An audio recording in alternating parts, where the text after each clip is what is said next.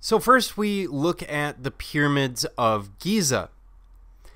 And these are tombs of the Again, I need to pay attention to my slides. There we go. These are tombs of the 4th Dynasty Pharaohs. And of course, they're an architectural growth of the mastaba. From the step pyramid, we're simply smoothing out the sides to create the Great Pyramids that we see here. And the whole complex that you're seeing here is known as both a necropolis, or city of the dead, and a Heliopolis, Heliopolis, which means a city of the sun.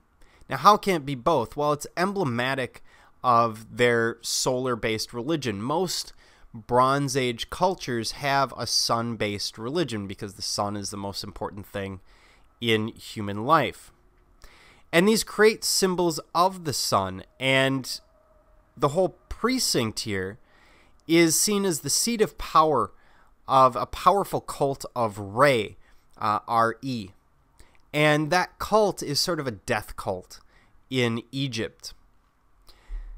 Later inscriptions will tell us that the sun's rays were used to ascend to the heaven. And these pyramids align with the rising and setting of the sun, much as we've seen at Newgrange or Stonehenge or elsewhere. Also, funerary structures may have been built as palaces to the afterlife. Now let's walk around this a little bit. We have our obvious, there's a reconstruction clearly, we have obviously our 3 great pyramids. Around this last pyramid on the right, you notice all of these buildings around here and then around here. And these are all mastabas. These would all be court officials and very important families. It's kind of like the Kardashians in death. You want to hang out with the popular guy. And in this case, it would bring your family great fortune, and you would be looked well upon if you're associated with the pharaoh, even in death. So if you were important enough, you got a mastaba near the pyramid. Those 3 smaller pyramids, actually there's 4 of them in this case, are queen's pyramids. There's never a queen buried inside of the pharaoh's pyramid because the pharaoh usually had multiple queens, and it was sort of like the ultimate game of Survivor. Each queen would have multiple sons. There were concubines as well. These are sort of levels of relationship with the pharaoh. And then those sons would fight amongst themselves and actually be cheered on frequently by their mothers to kill their competition so that only the strongest one would survive and eventually become pharaoh. And I'm not talking toddler wars here. I mean, when they're teenagers and such, they're off finding ways to kill each other. It's kind of how it works when you happen to rule a country.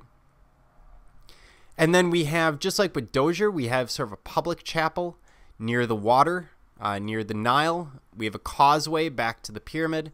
And then we have a more private chapel available only to the priests of that pyramid and that pharaoh, where they would give offerings to the dead pharaoh. Going inside, what we have is the structure of the pyramid. Now, this is all solid. This is all solid stone up here in the gray.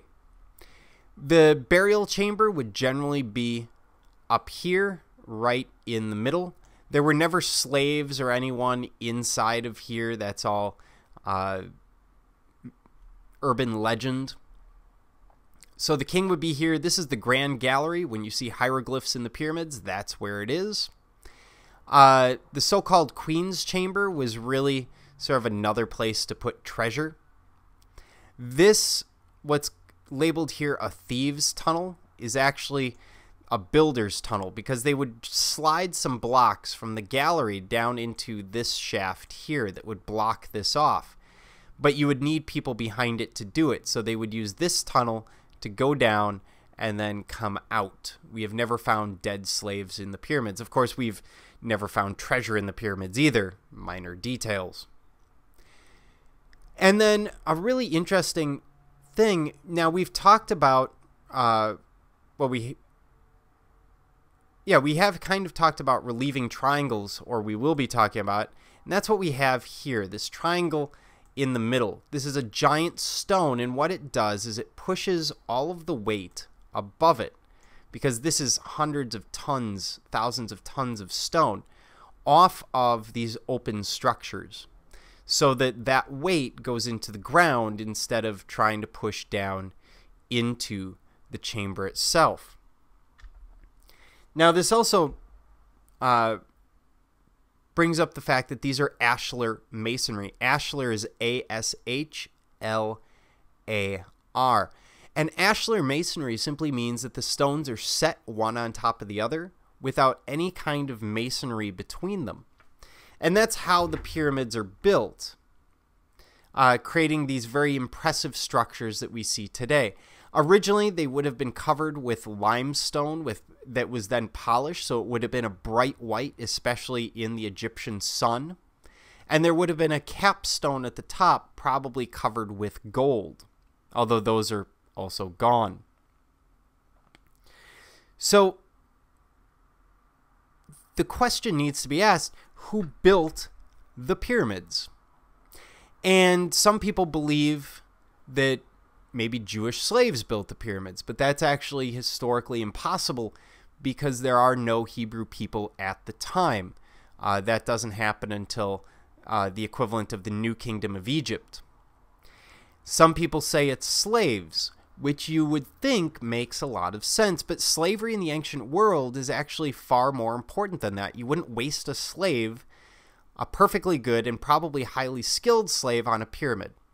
You see, when you conquer a people, you take prisoners of war, and you always take their most skilled people, their sculptors, their intellectuals, their artists, their philosophers, their mathematicians, etc. And you bring them back, because you're not just bringing back a person, you're bringing back a skill set.